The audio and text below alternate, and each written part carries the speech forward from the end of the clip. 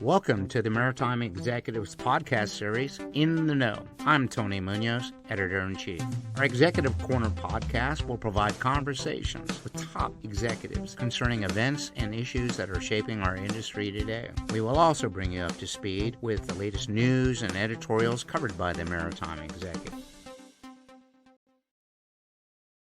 Congratulations, Paul, on being named chair for the Coalition of the America's Gateway and Trade Center.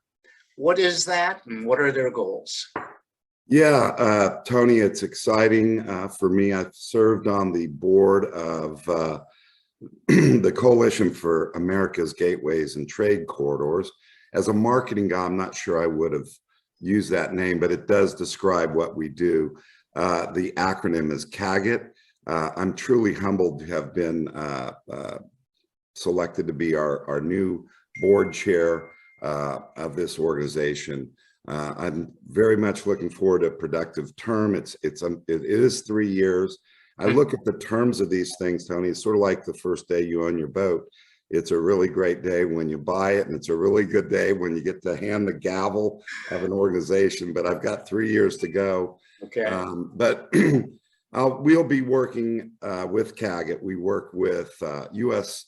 Freight to strengthen U.S. freight transportation capabilities, and working with Congress, industry leaders, and governmental agencies to find solutions to our nation's freight challenges and growth. And our primary purpose is to raise public awareness and recognition, and particularly in Congress, to promote sufficient funding in federal legislation for trade corridors, gateways, intermodal connectors, and freight facilities. So CAGIT was instrumental in making sure our members' concerns and needs were met in the bipartisan infrastructure law and the Infrastructure Investment and Jobs Act. As a result, our efforts really played a key role because we've been at this for years. We have a lot of respect on the key committees and staff and senators, and we were able to, there is currently up to $76 billion of freight infrastructure in the bipartisan infrastructure law. And that's historic. So our organization routinely works with these congressional staff and policymakers.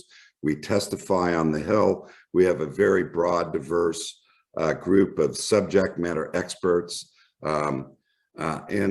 But even though this was a historic bill, we're not taking any victory laps. We are doubling down now to continue to focus on reminding Congress of the critical role that our nation's infrastructure plays in supporting our economy as a global player.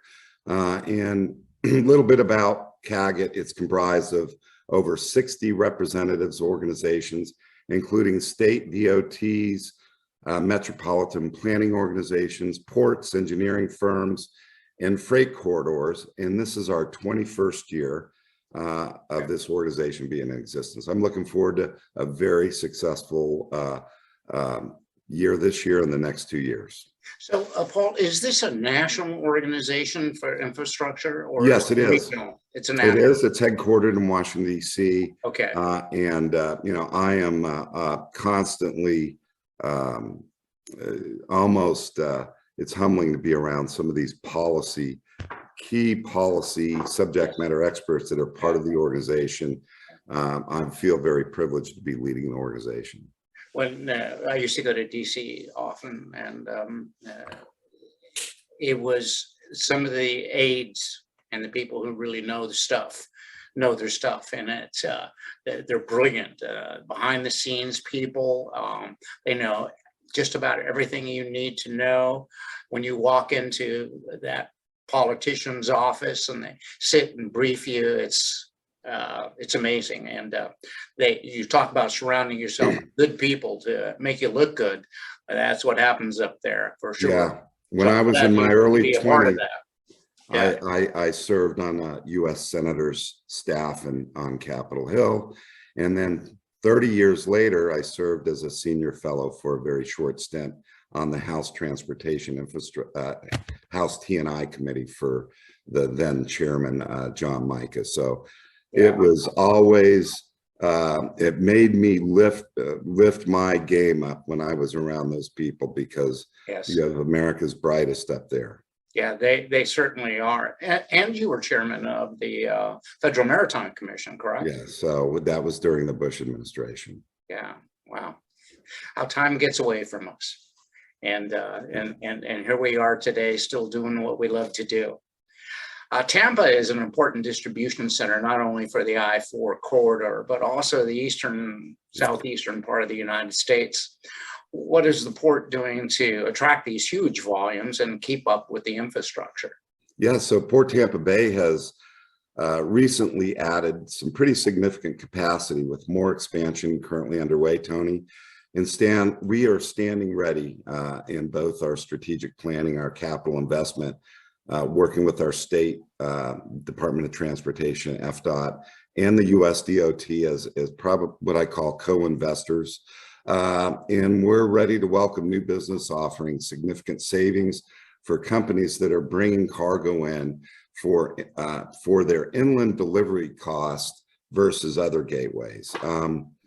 The addition of direct Asia container services in the last couple of years, keep in mind, 3 years ago, we did not have one Trans-Pacific Asian container service. We have 2 now.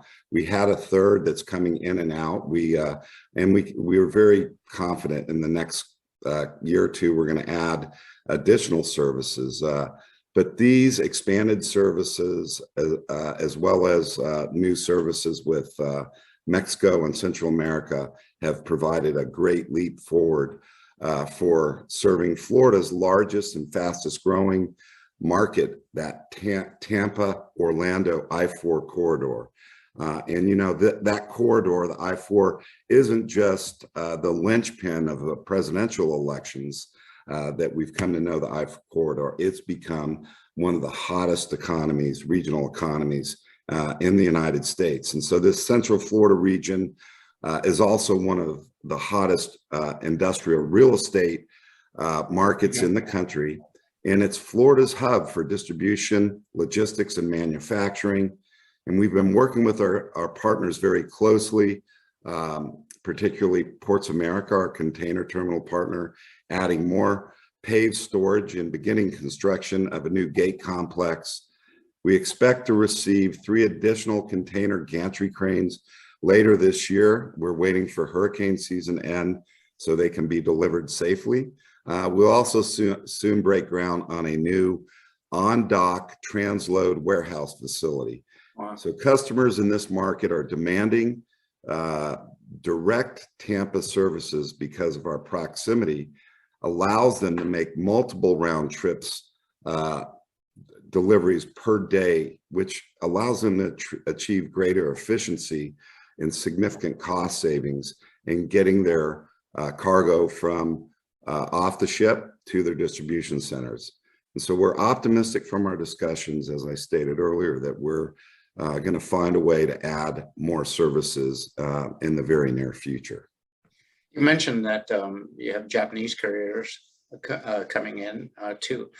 Are they coming through the canal or? Yes. Okay. Yes, these are Trans-Pacific Gotcha. coming through the Panama Canal. On the East Coast ports, a lot of the services will be Suez services. So right. It's different. When you come into the Gulf of Mexico, they're very unique in terms of the size of the vessels, and it all relates to the port's ability to serve those vessels and the geographic market. They're about 1,400 and 1,500 TEU vessels, correct? No. They can be that big coming through the canal. Yes, through the canal. As they come into the Gulf, though, our typical vessel is up to about 10,000 TEU here because they're hitting the ports that they're calling are Houston, New Orleans, Mobile, and Tampa. Gotcha. Right. Okay. Gotcha. Okay. Yeah, I've always looked forward to the canal. I was in Kerr Steamship many years ago, and we used to transship out of LA. markets and use the rail. And the canal was always something that we looked at as a possibility when there was congestion along the West Coast. So I'm glad to see that they're using it now. They rebuilt it and had the opportunity to go up and see the parts of the new canal on a cruise with my wife. And what they did was tremendous. And it's awesome to see that it's being utilized. The West Coast, speaking of the West Coast port congestion and the ILWU contract negotiations have operators looking at the Panama Canal as a viable transit alternative. What is your perspective? And it sounds like this is a little bit, we played right into it, but what is your perspective if the West Coast gets jammed up as it has been with the multiple vessels sitting off port? It's really impacting the supply chain. You know, I remember DeSantis saying, bring it on, bring it over here. We got the port, we got the infrastructures, bring it. And so what is your perspective? Well, yeah, first I'd like to say I'm very grateful that we have a governor who is so supportive of the growth of our state's ports. It's been extremely helpful, and Governor DeSantis has continued to invest in our ports. But there's no secret, Tony. I think by now most Americans are acutely aware of the supply chain challenges that are facing our nation. You know, the news stories of ships backed up at particularly our major mega container ports such as LA Long Beach, Savannah, you know, New York. And as you know, so as a result of these disruptions and uncertainty that it's been experienced over the last couple of years, driven by COVID, customers are requiring more, and they should require more resiliency in their supply chains. And so, as I mentioned, we've just been in the Trans-Pacific Container Service for the past 3 years. So new emerging ports like Tampa, which have had no congestion, we have plenty of land for expansion, as well as a rapidly expanding local market that we've talked about, that I-4 corridor. We're well positioned for growth and to offer our customers more efficient routing options and go out and expand to new customers. We have a strong demand by those customers in the region for additional ocean services and container capacity. And all shippers should find a level of diversification in their supply chains to lessen their dependence on fewer existing options while generating, you know, what I mentioned earlier, operational efficiencies. So, you know, I understand that it doesn't happen overnight. And I've also, you know, in discussions with, you know, like our governor, who's extremely enthusiastic, that these decisions take time. Global supply chains, ship doesn't turn on a dime, and neither do corporate boards and, you know, strategy. And it's a 3D chessboard, the global supply chain. But we're very confident. I'm confident that we're going to continue to be seen by our customers and new customers as a supply chain alternative, as an emerging container port. I think the rebuilding of the canal helped tremendously, and I think the diversity of some of the trade routes are starting to look more to the East Coast, more to the Gulf from Europe and places of that nature. When I was on the West Coast in the steamship line business, there were a multitude of options. And as the big boys got bigger and ran that trade lane, the Trans-Pacific, it became less players, bigger operators, and now we see the congestion, we see the supply chain disruptions, and looking at alternatives for the future is what we're doing here. I mean, you know, absolutely. Tell me, what are some of your port's biggest trading partners, country-wise, and yeah, you see that future growth with these countries? Tell me a little bit about what your perspective is on that. So regardless of geographically where they're coming from, which I'll go over, they're all demanding more capacity for their cargo as they begin to look at shifting their supply chain and diversification. They're still going to always be using the major megaports Yes. as the primary because there's built-in inefficiencies as well to those large supply chains. Right. So Asia, Latin America are our two most important trade lanes for containerized cargo. And where we see opportunities for considerable additional growth are in those two markets. This includes everything, Tony, from e-commerce and consumer products to furniture and appliances, as well as food and beverage products.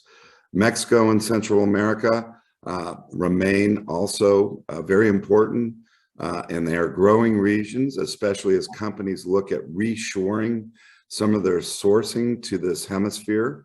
They're moving manufacturing facilities to Central America, Mexico, and then coming into the US. So we become a very viable alternative supply chain with that as well. And you have the warehousing and the rail infrastructure and the trucking infrastructure in Tampa to really handle about how many more vessels can you handle? How much more room do you have to expand? Well, we're blessed with real estate. The combined port complex of our private and public land is about 5,500 acres.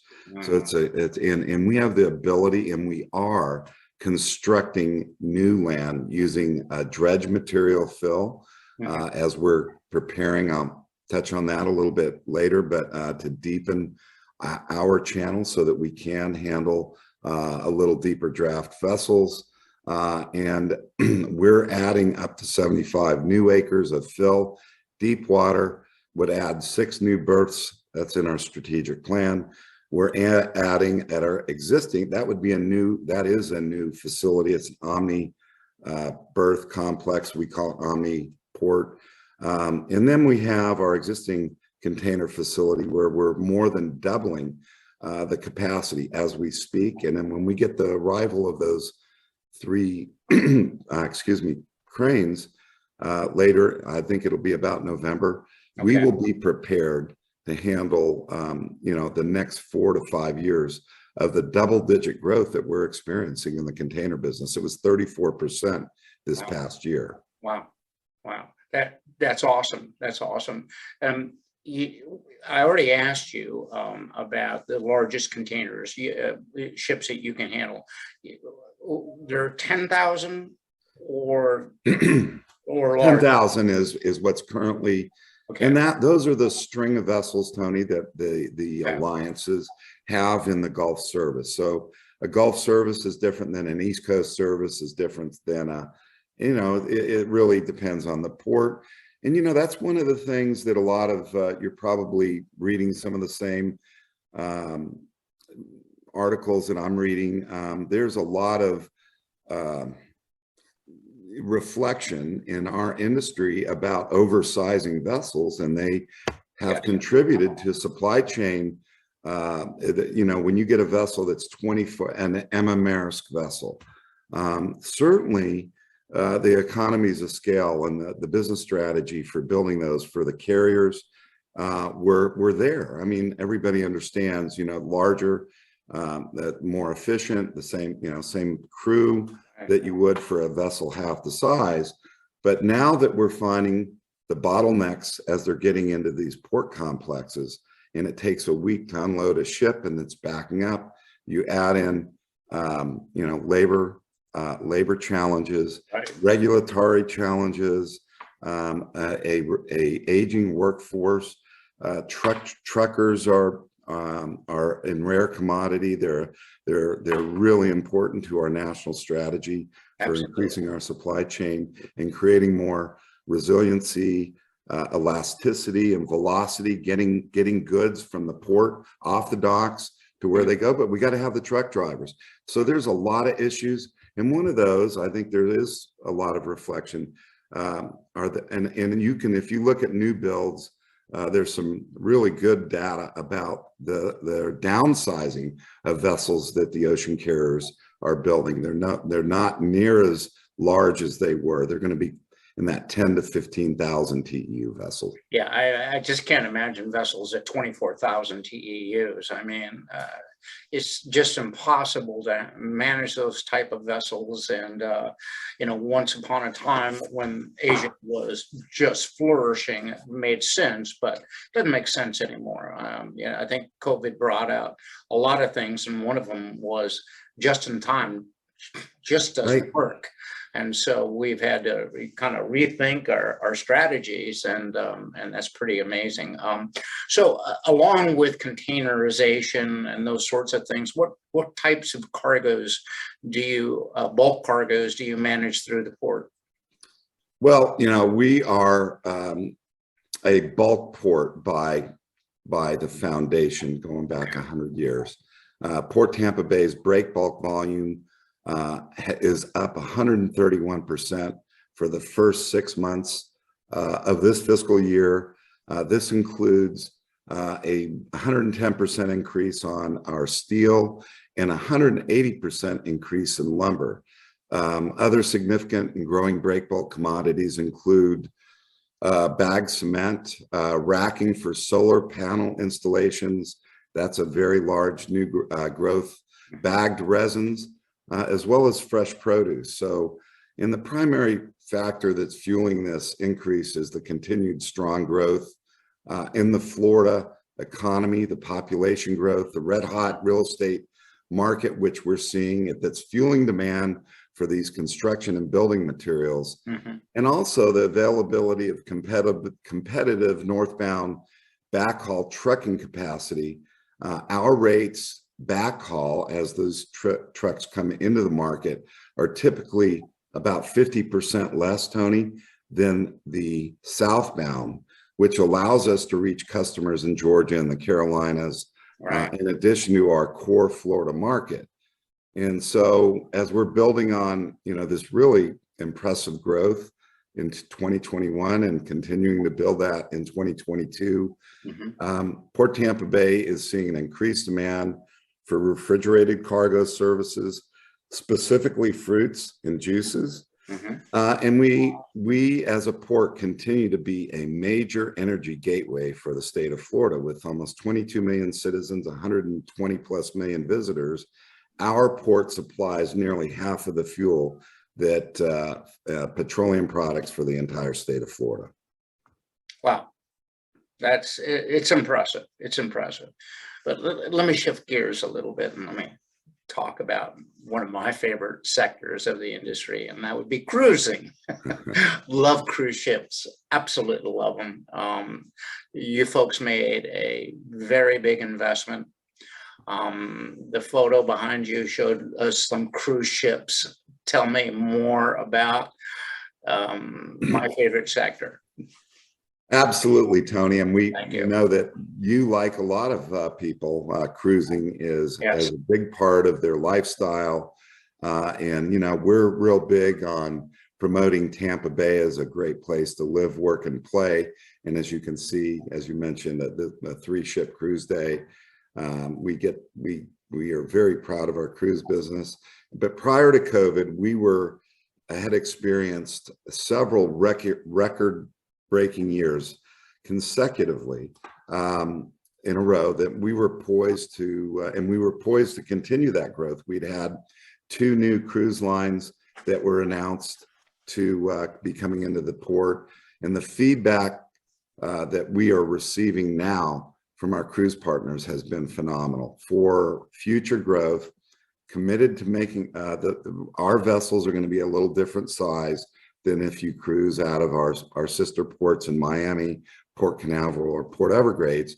We're smaller. They have to fit under the bridge, here the Skyway Bridge, but they're committed to continuing to make Tampa a home port. And we're different than the other ports. We serve a little different market, and I think we talked about diversity in your supply chain. I think that for the cruise lines that we have that Tampa gives them diversification in the type of cruises that they can offer their customers.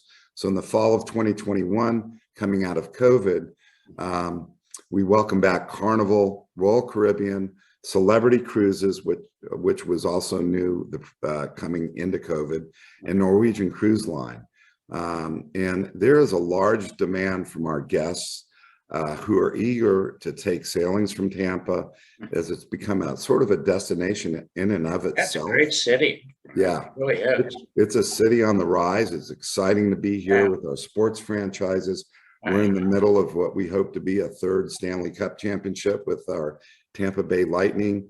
Our cruise terminals are also unique for our guests because they can explore a variety of attractions right near the cruise terminal by walking, including a whole new variety of restaurants, breweries, historic Ybor City, which gives a real cultural flair to their experience, a river walk, and also the Florida Aquarium just steps away from our terminals. And additionally, the development of Tampa's Water Street area has really added some high-end 4-star hotel, one 5-star. The restaurant scene is amazing. It's about $3.5 billion of new investment within 5 to 10 minutes walking distance from our cruise terminals. That's awesome. I mean, that's what missing the cruise industry throughout the United States, throughout the world. It affects airlines and tourism in the sense of restaurants and hotels. And, you know, I'm really pleased to see the industry really just kept moving forward. Dealing with COVID and dealing with cruise and now their ships are sailing again, and I'm so excited for them. I really wish them all the best throughout the world and continued growth. What is your biggest challenges, Paul? What do you feel the biggest challenge for the port is in its growth? Well, clearly, as we've talked about, Tony, is the growth of the Florida market. And we have over 400 distribution centers within an hour's drive from Port Tampa Bay. And that Florida market, and especially the I-4 corridor, is seeing such significant growth of new distribution centers. Almost every week you see a new one. I have 2 boys, soccer. I'm a glorified driver of my kids to games, and I love it. But as we drive around the state, particularly around Central Florida, it is clearly evident of the growth of, you're seeing farms disappearing next to the interstate and popping up these huge 1 million. We just had a 1.3 million with City Furniture, which is a South Florida company, on the I-4 right on the outskirts of Hillsborough County. So keeping up with that growth is our biggest challenge, trying to meet the demand for container services. And we're committed to doing that. As I mentioned, our container tonnage is up 24% for the first 6 months of this year. And the increase would be even greater if we just had the more vessel space available. We could be up 50% if the space was available on our container ships. And we're also working on that. And I think the container, the alliances that we're talking to, you know, it takes a while to change your supply chain, to change routes and services.